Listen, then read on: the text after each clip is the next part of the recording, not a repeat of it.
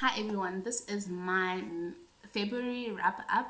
I read a total of 3 books this month and I'm currently rereading another one. So, the first book that I read or was rereading was The Song of Achilles by Madeline Miller. I noticed this time around when I was reading this book that my reading has grown a lot from 2018 to now, and I was reading this more critically. So, if you don't know, this is a retelling from the Iliad, and Madeline Miller basically talks about the story of Patroclus and Achilles. This book is told through the eyes of Patroclus, who is a boy who's exiled after an incident, and he goes to live with Achilles, the famous Greek hero. And they develop a platonic platonic relationship, which later goes into a romantic as well as sexual relationship. Um, this time around, when I was reading this book, I appreciated the writing more. Madeline Miller's prose is so beautiful and the writing is so lyrical, and I kept on underlining phrases or sentences that just jumped out to me. But what I also noticed is the treatment of women in this book. Obviously, this is a reimagination, and Madeline Miller is specifically we are specifically seeing through the eyes of Patroclus, and Patroclus is a boy and later on a man, and he doesn't really understand what women are going through as much as he sees it or can at times empathize with them. He can never be in those shoes as much. And what I noticed this time around was the way that Achilles' mom is portrayed or seen is not a problem, but like no one actually is very empathetic with her and her own struggles, because Achilles' mom, who is a goddess, is very bitter and very angry. And I started understanding why she is so resentful towards Patroclus and other human beings, because she was essentially violated in order to give birth to Achilles. And I thought that was something that was interesting to observe, because in her other book called Circe, Madeline Miller basically does speak about the violation that is enacted on the main character's body by men. So Circe is sexually violated at some point, and it's being shown here, but like the main character Patroclus is not understanding that.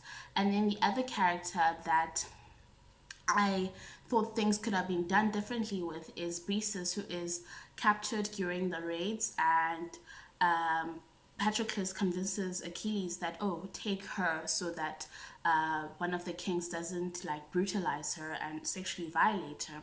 But the thing is, the story kind of exclusively makes Patroclus and Achilles just straight out gay, which was something that I didn't believe, because I believe that they have love for one another, but I didn't think that Achilles, knowing his strength or understanding his own glory and how self-absorbed he was, wouldn't have violated Bresis, or Patroclus even wouldn't have violated Bresis, because I'm sure in other retellings or reimaginations or even the original, something does happen to Bresis. But I also understand why Madeline Miller chose not to show any subjugation of those girls who are like hostages, or women who are hostages, but some parts were just a bit not realistic as much, I could say. I noticed when I was reading most books this February that they happen to be about men who are gay or bisexual. It wasn't my intention, but it's something I noticed as I was reading. So the second book that I read, which also has a bisexual male character, is The Gentleman's Guide to Vice and Virtue by Mackenzie Lee. And this book follows Monty, who is born in an aristocratic family, and his father is very abusive, and he tells him this time around that they're going to go on a trip. So this is Monty with his best friend, as well as very like intense crush Percy, as well as his sister, that they are going to go on a trip to Europe, and that this time around Monty needs to show that he's a man who's ready to actually take responsibility in his family, because he's going to inherit everything. And it has a lot of characters with varying identities.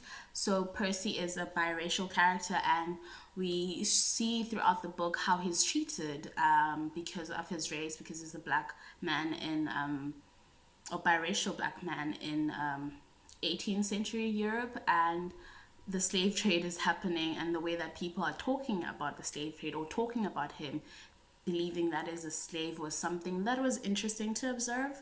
And then there's Monty on the other side, who's bisexual, and he's not secretive about the fact that he likes boys as well as women, and the way that other characters treat him, and the homophobia that is, or biphobia that is directed to him, was very something also that was well done, essentially, if I could say that. I thought this book was below average, and I had like a fun time, but it's not a good book. And I thought the plot was ineffective, and just we kept on getting more plots, and I thought that the book's strengths lay in Monty and Percy's dialogue, basically, or their conversations. Otherwise, it was a delightful mess, if I can say that, but it was just a mess overall. And a lot of things could have been explored, but they weren't, because we were so enwrapped with this bad plot, basically.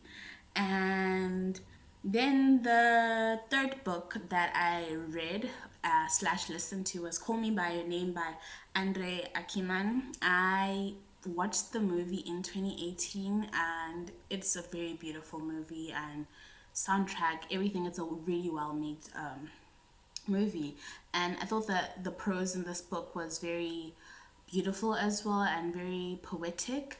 So this book is about is seen through the eyes of Elio, who is yearning and lustful after this summer resident student slash writer, postgrad man, who comes to live with his family in Italy. And Elio's around 17. This man, Oliver, is 25, and so we explore Elio's desire and lust and yearning for Oliver, and for most of the book it is about that. And essentially at some point they get together, and then there's an ending where it's like through the future. I have really complicated thoughts about this book, because I understand the way it's told through Elio's eyes, as well as how intense a crush can be, or a desire for someone can be. But I also thought that there's the whole age gap difference, firstly, and I was very disgusted at some point with how unempathetic that the writer was, Andre Aciman, because essentially in the book, if the movie, if you've seen it, there's a peach scene. I couldn't resist. And yeah, so there's this peach scene that is very controversial. If you haven't, just go type something, Call Me By Your Name, peach scene.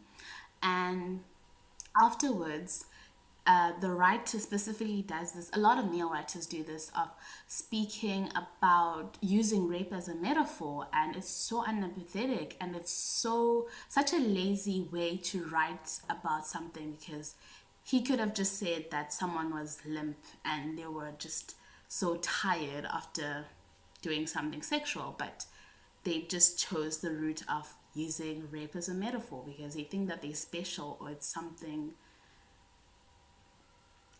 It's just, yeah, I have no words, basically. I was very disgusted, and I was very annoyed by that.